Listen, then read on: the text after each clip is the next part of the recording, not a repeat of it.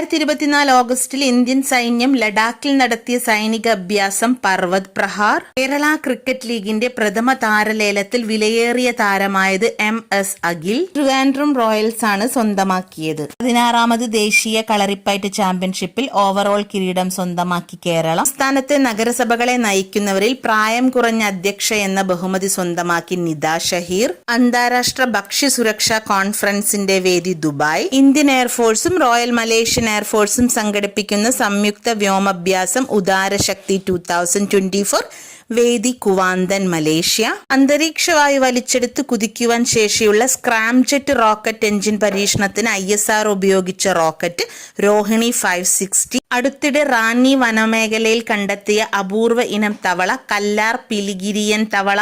ISROയുടെ വാണിജ്യ വിഭാഗമായ new space India ലിമിറ്റഡിന്റെ സഹായത്തോടെ വിക്ഷേപിക്കുന്ന നേപ്പാളിന്റെ ഉപഗ്രഹം മുണാൽ